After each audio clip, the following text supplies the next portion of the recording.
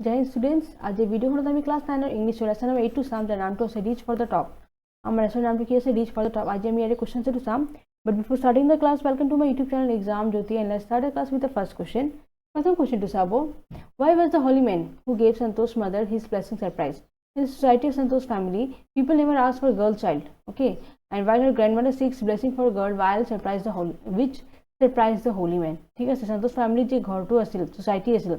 তাতে মানুহবিলাক কেতিয়াও মানে এজনী ছোৱালী নিবিচাৰে জন্ম হোৱাটা হা কিন্তু তেওঁৰ যে আইতাজনী আছিল তেওঁ কিন্তু আশীৰ্বাদ দিলে যে যাতে এটা ছোৱালী হওক হেতু কাৰণে সবে মানে আশীৰ্বাদ পালে নাও give an example to show that even a young girl Santosh was not ready to accept anything unreasonable. Here is a question which is give an example to show that even as a young girl Santosh was not ready to accept anything unreasonable. Here is answer to my dear. So ठीक है से So, while the other girls of her village wore traditional dresses, Santosh wore shorts.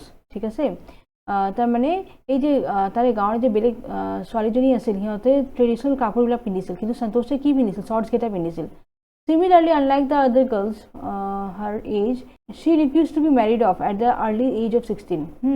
যেনেকৈ বাকি ছোৱালী কেটা হে আছিল তাৰে বয়সৰ তো তাই কি কৰিলে হেনেকুৱা এই 16ৰ এজত 16 বছৰ তেওঁ বিয়াৰ কাৰণে হাক দিলে বিয়া কৰিবৰ কাৰণে হাক দিলে and instead left for Delhi to finish her education আৰু তাই কি কৰিলে দিল্লী গুচি গল যাতে তাই পঢ়িব পাৰিব and these examples prove that even as a young girl Santosh was not ready to accept anything unreasonable গতিকে এই কাৰণে কৈছে যে এইবিলাক এক্সাম্পল দেখুৱাই যে এজনী young girl Santosh যি আছিল তাই সৰু ছোৱালী আছিল আৰু she was not ready to accept anything unreasonable যদি কোনবা বস্তু কিবা unreasonable হয় মানে অদৰকাৰী হয় তেনে তাই এটো বস্তু accept নকৰে ঠিক আছে গতিকে এনেকৈ ধুনিয়াকৈ লিখিব ঠিক আছে নেক্সট কোৱেশ্চন চাব why was Santosh sent to the local school Santosh কিয় local school পঠোৱা হ'ল Santosh was sent to the local school in line with the prevailing custom in the family কাৰণ তাই এটা ফ্যামিলি এটা কাস্টম চলি আছিল যে তাই যাব লাগিব গতিকে সেই কাৰণে তাই যোৱা হৈছে এই local school she was sent to the local school in line with the prevailing custom in the family okay Next question is when did she leave home for Delhi and why? So she left home for Delhi to get proper education for herself. তাই যে দিল্লী কাৰণে গলে কিয় গলে তো যাতে তাই তাতে ধুনিয়াকে পঢ়িব পাৰিব she was 16 years old at that time তাই তেতিয়া 16 বয়স চলি আছিল Why did Santosh's parents agree to pay for her schooling in Delhi? So what were the qualities of Santosh are brought into light by this incident? Santosh's parents agreed to pay for schooling because she revealed revealed spelling to Sabo REVEALED ঠিক আছে Santosh's parents agreed to pay for schooling Santosh's parents like money লৈছে তাৰ schooling ৰ কাৰণে কাৰণ they revealed her plan to earn money by courage and herself by doing part job নহয় part time job to pay fees so হিহঁতে কিয় মানি লৈছে কাৰণ তাই নিজৰ প্ল্যানটো দেখাইছে ৰিভিল কৰিছে to earn money যাতে তাই পইচাটো ইনকাম কৰিব পাৰিব by courage and herself by doing part time job হয় নহয় কৰিব কাৰণে তাৰ পৰা পইচা পাব আৰু হেনেকৈ নিজৰ পঢ়া পাতি খৰচ ওলাব it shows Santosh desire to achieve education আৰু এটো দি দেখুৱা হৈছে যে তাই পঢ়াৰ কিমান ইচ্ছা আছে okay next question is about how did Santosh begin to climb mountain in Jaipur Santosh's hostel room faced the Aravalli hills from where she used to watch the villagers climbing up and suddenly vanishing after a while she decided to check it by herself but found nobody except a few mountaineers who allowed her to climb with them So this was how Santosh began to climb mountain. So Jaipur যে আছিল তাতে Santoshৰ hostelটো room আছিল তাতে তাৰ পৰা দেখা পোৱা যায় Aravalli hills ঠিক আছে যোনটো ৰাজস্থানত আছে from where she used to watch the villages তাৰে পৰা দেখিছিল যে গাঁৱৰ মানুহকেইটা ওপৰত উঠে climbing up মানে পাহাৰত উঠিব যায় and তাৰে পৰা অলপ পিছত সিহঁতে মানে নোহোৱা হৈ যায় vanish so decided to check তাই মানে চেক কৰিব বিচাৰিছে যে তাতে কি হৈ যায় মানুহকেইটা উঠি তাৰপিছত নোহোৱা হৈ যায় যে সেই কাৰণে তাই কি কৰিলে বাকি মানুহৰ লগত তাই উঠিব খুজিলে okay one incidents during the Everest expedition show Santosh concerned 40 minutes so Santosh provided special care to a climber who lay dying at the South Pole in 1992 Mount Everest station mission she saved Mohan Singh who would have lost his life had she not shared her oxygen with him ঠিক আছে so Santosh যে আছিল তাক special care দিলে to a climber who lay down at the South Pole Mount Everest mission এই যে 1992 যে Mount Everest or mission to আছিল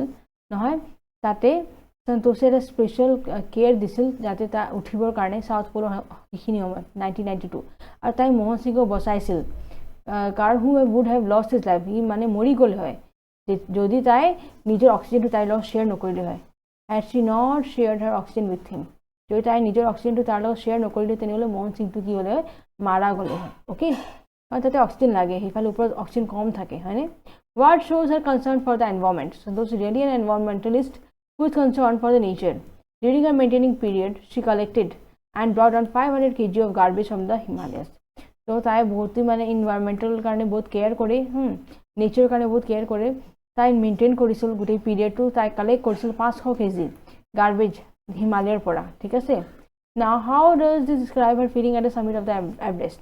She says that, এইটো apostrophe নালাগে she says that it takes time for the enormity of the moment to sink in. She was delighted at this moment and proudly unfurled the Indian tricolor, ঠিক আছে।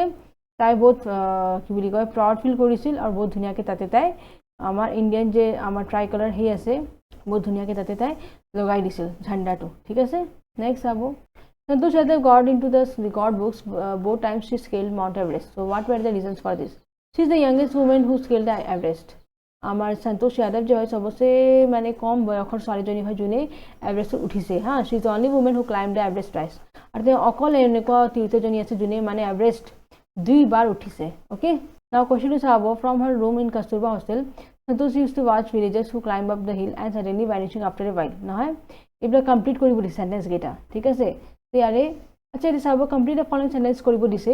ইয়াতে কুৱেশ্যনটো চাব আপোনালোকৰ from her room in Kasturba's hostel Santosh used to এইখিনিলৈকে কুৱেশ্যনত আছে, মই আনচাৰ ডাইৰেক্টলি প্ৰভাইড কৰি দিছোঁ, এইবিলাক চব আনচাৰ হয়, ঠিক আছে। ত' she used to watch villagers who climb up the hill and suddenly vanishing after a while. Okay, next কুৱেশ্যনটো চাব, when she finished college, এইটো কলেজ হ'ব, Santosh had written a letter, এইটো LETT হ'ব, letter of apology to her father, নহয়। চ' because এই কুৱেশ্যনত আছে, আপোনালোকে ইয়াৰ পিছৰখিনি মোৰ আনচাৰ আছে, she went for training directly in place of going home, ঠিক আছে। আৰু তৃতীয় নম্বৰটো চাব, during the Everest expedition her seniors in the team admired her, এইটো আপোনালোকে এইটো তাতে সেই দিয়া আছে, fill in the blanks দিয়া আছে, গতিকে মই ইয়াতে আনচাৰটো ডাইৰেক্টলি দি দিছোঁ, admired her climbing skills, physical fitness and mental strength, ঠিক আছে।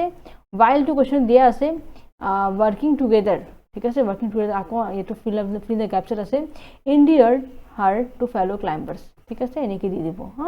নেক্সট কুৱেশ্যনটো চাব, took to be true, এতিয়া চাব pick out the words from the text that mean the same, আমাৰ যে টেক্সট লেচনত দিয়া আছে শব্দকেইটা তাৰে মানে মিনিংটো বহাব দিছে এটা took to be true without proof, ইয়াতে আপুনি আশীৰ্বাদ যে দিব আমি ইয়াতে একচুৱেলি assume বুলি ক'ব পাৰি, ঠিক আছে, assume, অ'কে, তাৰমানে বস্তুটো মানি লোৱা হয়নে, assumed, আশীৰ্বাদো ক'ব পাৰে বাট ইয়াতকৈ বেষ্ট হ'ব assume, আশীৰ্বাদ মানে কি ব্লেছিং হয়নে, কিন্তু took to be true without proof assumed হ'ব, based on reason, sensible, reasonable, এইটো আপোনাৰ ৰেচনেল বুলি দিব, the usual way of doing things, custom এটা সামাজিক প্ৰথা হয় হয়নে।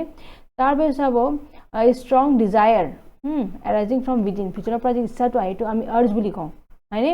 আৰু the power to endure without falling ill, endurance বুলি দিব পাৰে, ঠিক আছে, নাইবা ৰেজিষ্টেঞ্চ বুলি দিব পাৰে, ঠিক আছে, ৰেজিষ্টেঞ্চ তাৰমানে লাগি থকা হয়নে।